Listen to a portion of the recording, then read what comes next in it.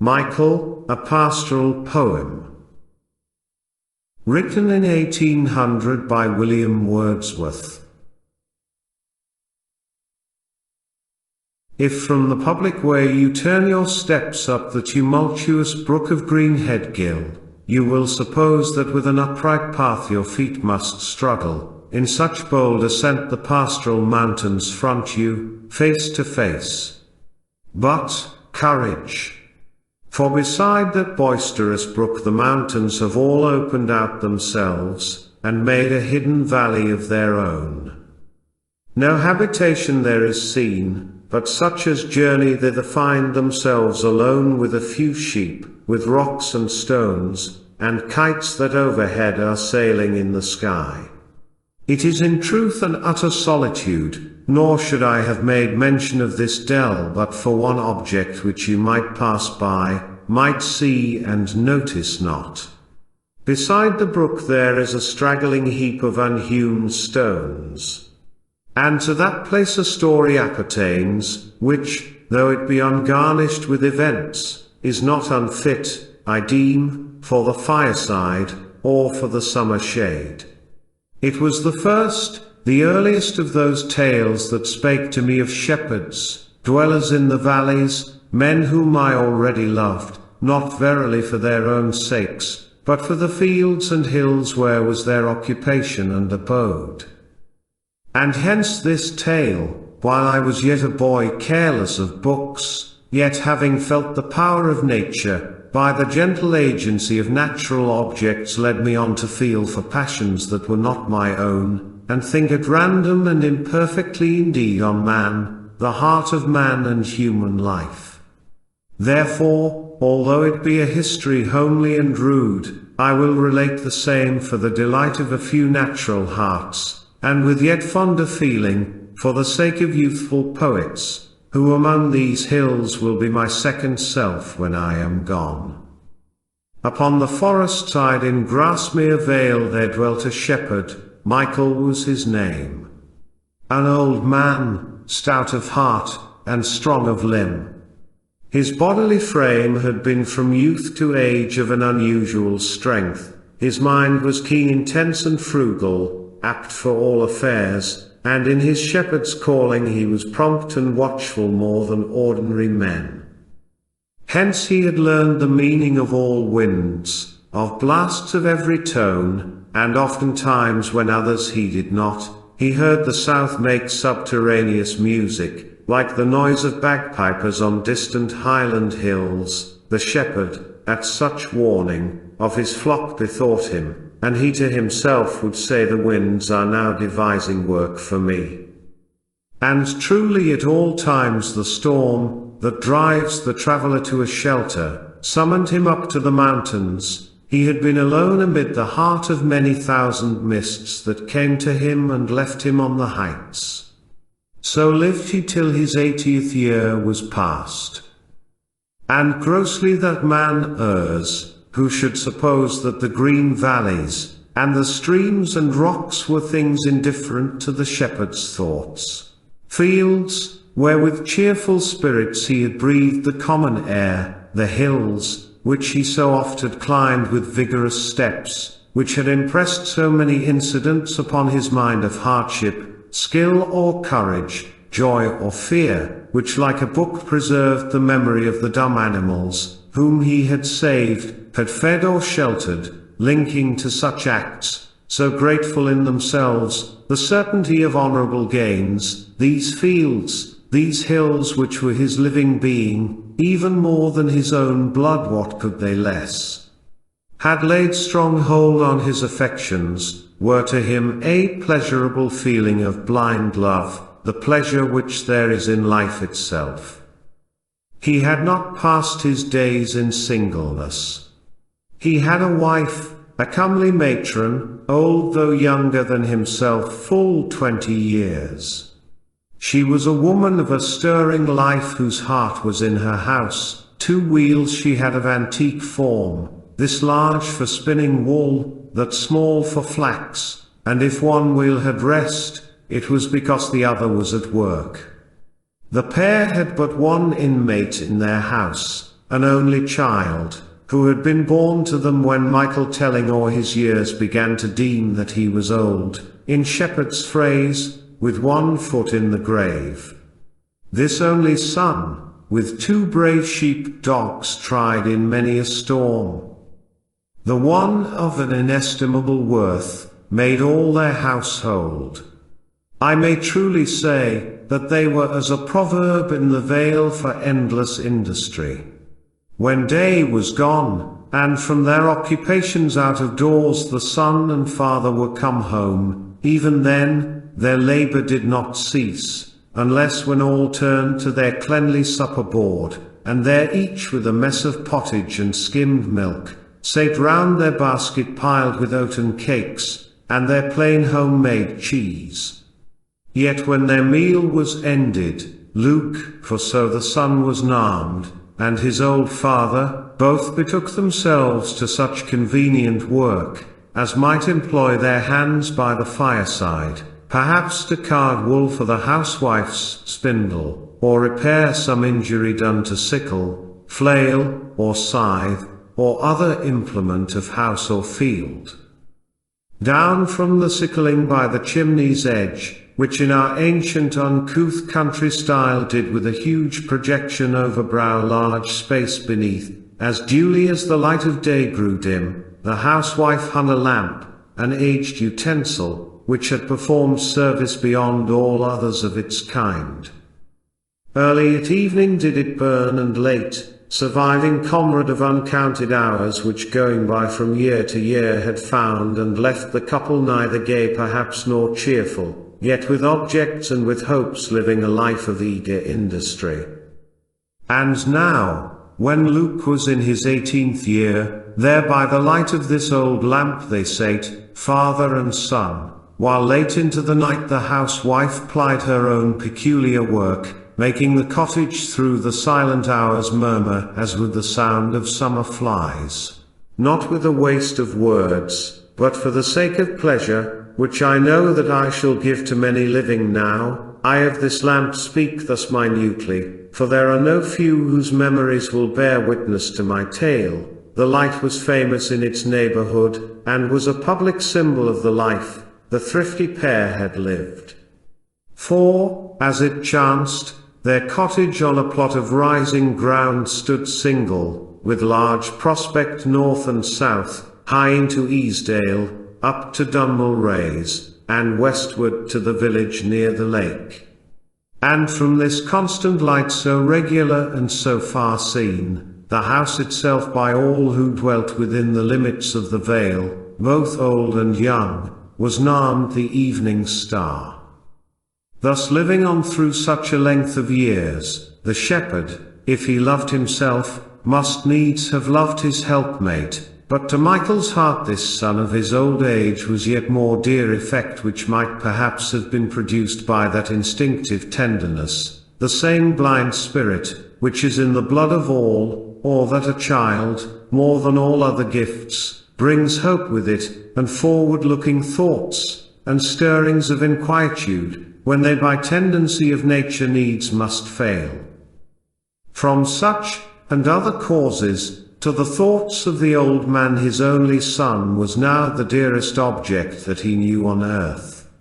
Exceeding was the love he bare to him, his heart and his heart's joy.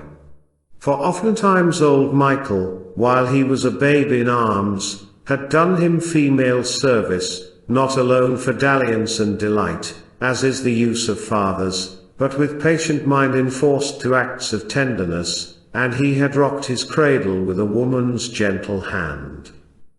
And in a later time, ere yet the boy had put on boy's attire, did Michael love, albeit of a stern unbending mind, to have the young one in his sight, when he had work by his own door, or when he sate with sheep before him on his shepherd's stool, beneath that large old oak, which near their door stood, and from its enormous breadth of shade chosen for the shearers covered from the sun, thence in our rustic dialect was called the clipping tree, a name which yet it bears. There, while they two were sitting in the shade, with others round them, earnest all and blithe, would Michael exercise his heart with looks of fond correction and reproof bestowed upon the child, if he disturbed the sheep by catching at their legs, or with his shouts scared them, while they lay still beneath the shears? And when by heaven's good grace the boy grew up a healthy lad, and carried in his cheek 2 steady roses that were 5 years old, then Michael from a winter coppice cut with his own hand a sapling, which he hooped with iron, making it throughout in all due requisites a perfect shepherd's staff, and gave it to the boy, wherewith equipped he as a watchman oftentimes was placed at gate or gap, to stem or turn the flock, and to his office prematurely called there stood the urchin, as you will divine. Something between a hindrance and a help, and for this cause not always, I believe, receiving from his father hire of praise. While this good household thus were living on from day to day, to Michael's ear there came distressful tidings. Long before the time of which I speak, the shepherd had been bound in surety for his brother's son, a man of an industrious life, and ample means, but unforeseen misfortunes suddenly had pressed upon him, and old Michael now was summoned to discharge the forfeiture, a grievous penalty, but little less than half his substance. This unlooked-for claim at the first hearing, for a moment took more hope out of his life than he supposed that any old man ever could have lost. As soon as he had gathered so much strength that he could look his trouble in the face, it seemed that his sole refuge was to sell a portion of his patrimonial fields. Such was his first resolve. He thought again, and his heart failed him. "Isabel," said he, 2 evenings after he had heard the news, "I have been toiling more than 70 years, and in the open sunshine of God's love have we all lived, yet if these fields of ours should pass into a stranger's hand, I think that I could not lie quiet in my grave. Our lot is a hard lot, the sun itself has scarcely been more diligent than I, and I have lived to be a fool at last to my own family. An evil man that was, and made an evil choice, if he were false to us, and if he were not false, there are 10,000 to whom loss like this had been no sorrow. I forgive him, but 'twere better to be dumb than to talk thus. When I began, my purpose was to speak of remedies and of a cheerful hope. Our Luke shall leave us, Isabel, the land shall not go from us, and it shall be free, he shall possess it, free as is the wind that passes over it. We have, thou knowest, another kinsman. He will be our friend in this distress. He is a prosperous man, thriving in trade, and Luke to him shall go, and with his kinsman's help and his own thrift, he quickly will repair this loss, and then may come again to us. If here he stay, what can be done? Where every one is poor, what can be gained?" At this, the old man paused, and Isabel sat silent, for her mind was busy, looking back into past times. "There's Richard Bateman," thought she to herself, "he was a parish boy at the church door. They made a gathering for him, shillings, pence, and halfpennies, wherewith the neighbours bought a basket, which they filled with pedlar's wares, and with this basket on his arm, the lad went up to London, found a master there, who out of many chose the trusty boy to go and overlook his merchandise beyond the seas, where he grew wondrous rich, and left estates and moneys to the poor, and at his birthplace built a chapel, floored with marble, which he sent from foreign lands." These thoughts, and many others of like sort, passed quickly through the mind of Isabel, and her face brightened. The old man was glad, and thus resumed, "Well, Isabel, this scheme these 2 days has been meat and drink to me. Far more than we have lost is left as yet. We have enough. I wish indeed that I were younger, but this hope is a good hope. Make ready Luke's best garments, of the best buy for him more, and let us send him forth tomorrow, or the next day, or tonight, if he could go. The boy should go tonight. Here Michael ceased, and to the fields went forth with a light heart. The housewife for 5 days was restless morn and night, and all day long wrought on with her best fingers to prepare things needful for the journey of her son. But Isabel was glad when Sunday came to stop her in her work, for, when she lay by Michael's side, she for the 2 last nights heard him, how he was troubled in his sleep, and when they rose at morning she could see that all his hopes were gone. That day at noon she said to Luke, while they 2 by themselves were sitting at the door, "Thou must not go, we have no other child but thee to lose, none to remember. Do not go away, for if thou leave thy father he will die." The lad made answer with a jocund voice, and Isabel, when she had told her fears, recovered heart. That evening her best fare did she bring forth, and all together sate like happy people round a Christmas fire. Next morning Isabel resumed her work, and all the ensuing week the house appeared as cheerful as a grove in spring. At length the expected letter from their kinsman came, with kind assurances that he would do his utmost for the welfare of the boy, to which requests were added that forthwith he might be sent to him. 10 times or more the letter was read over. Isabel went forth to show it to the neighbours round, nor was there at that time on English land a prouder heart than Luke's. When Isabel had to her house returned, the old man said, "He shall depart tomorrow." To this word the housewife answered, talking much of things which, if at such short notice he should go, would surely be forgotten. But at length she gave consent, and Michael was at ease. Near the tumultuous brook of Greenhead Gill, in that deep valley, Michael had designed to build a sheepfold, and, before he heard the tidings of his melancholy loss, for this same purpose he had gathered up a heap of stones, which close to the brookside lay thrown together, ready for the work. With Luke that evening thitherward he walked, and soon as they had reached the place he stopped and thus the old man spake to him. "My son, tomorrow thou wilt leave me, with full heart I look upon thee, for thou art the same that wert a promise to me ere thy birth, and all thy life hast been my daily joy.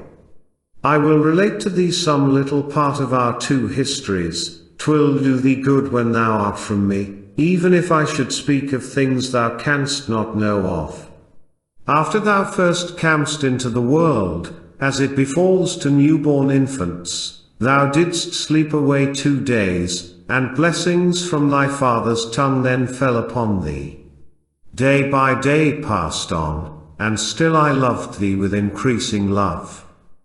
Never to living ear came sweeter sounds than when I heard thee by our own fireside first uttering without words a natural tune, when thou, a feeding babe, didst in thy joy sing at thy mother's breast. Month followed month, and in the open fields my life was passed and in the mountains, else I think that thou hadst been brought up upon thy father's knees. But we were playmates, Luke, among these hills, as well thou know street, in us the old and young have played together, nor with me didst thou lack any pleasure which a boy can know. Luke had a manly heart, but at these words he sobbed aloud. The old man grasped his hand, and said, "Nay, do not take it so. I see that these are things of which I need not speak. Even to the utmost I have been to thee a kind and a good father, and herein I but repay a gift which I myself received at others' hands, for, though now old beyond the common life of man, I still remember them who loved me in my youth. Both of them sleep together, here they lived as all their forefathers had done, and when at length their time was come, they were not loath to give their bodies to the family mould. I wished that thou shouldst live the life they lived. But 'tis a long time to look back, my son, and see so little gain from 60 years. These fields were burthened when they came to me, till I was 40 years of age, not more than half of my inheritance was mine. I toiled and toiled, God blessed me in my work, and till these 3 weeks past the land was free. It looks as if it never could endure another master. Heaven forgive me, Luke, if I judge ill for thee, but it seems good that thou shouldst go. At this the old man paused, then, pointing to the stones near which they stood, thus, after a short silence, he resumed, This was a work for us, and now, my son, it is a work for me. But, lay one stone here, lay it for me, Luke, with thine own hands. I for the purpose brought thee to this place. Nay, boy, be of good hope, we both may live to see a better day. At 84 I still am strong and stout, do thou thy part, I will do mine. I will begin again with many tasks that were re-signed to thee, up to the heights, and in among the storms, will I without thee go again, and do all works which I was wont to do alone, before I knew thy face. Heaven bless thee, boy. Thy heart these 2 weeks has been beating fast with many hope it should be so, yes, yes. I knew that thou couldst never have a wish to leave me, Luke, thou hast been bound to me only by links of love, when thou art gone what will be left to us? But, I forget my purposes. Lay now the cornerstone, as I requested, and hereafter, Luke, when thou art gone away, should evil men be thy companions, let this sheepfold be thy anchor and thy shield, amid all fear and all temptation, let it be to thee an emblem of the life thy fathers lived, who, being innocent, did for that cause bestir them in good deeds. Now, fare thee well when thou return street, thou in this place wilt see a work which is not here, a covenant will be between us, but whatever fate befall thee, I shall love thee to the last, and bear thy memory with me to the grave. The shepherd ended here, and Luke stooped down, and as his father had requested, laid the first stone of the sheepfold. At the sight the old man's grief broke from him, to his heart he pressed his son, he kissed him and wept, and to the house together they returned. Next morning, as had been resolved, the boy began his journey, and when he had reached the public way, he put on a bold face, and all the neighbors as he passed their doors came forth, with wishes and with farewell prayers, that followed him till he was out of sight. A good report did from their kinsmen come, of Luke and his well-doing, and the boy wrote loving letters, full of wondrous news, which, as the housewife phrased it, were throughout the prettiest letters that were ever seen. Both parents read them with rejoicing hearts. So, many months passed on, and once again the shepherd went about his daily work with confident and cheerful thoughts, and now sometimes when he could find a leisure hour he to that valley took his way, and there wrought at the sheepfold. Meantime Luke began to slacken in his duty, and at length he in the dissolute city gave himself to evil courses. Ignominy and shame fell on him, so that he was driven at last to seek a hiding place beyond the seas. There is a comfort in the strength of love, 'twill make a thing endurable, which else would break the heart, old Michael found it so. I have conversed with more than one who well remember the old man, and what he was years after he had heard this heavy news. His bodily frame had been from youth to age of an unusual strength. Among the rocks he went, and still looked up upon the sun, and listened to the wind, and as before performed all kinds of labor for his sheep, and for the land his small inheritance. And to that hollow dell from time to time did he repair, to build the fold of which his flock had need.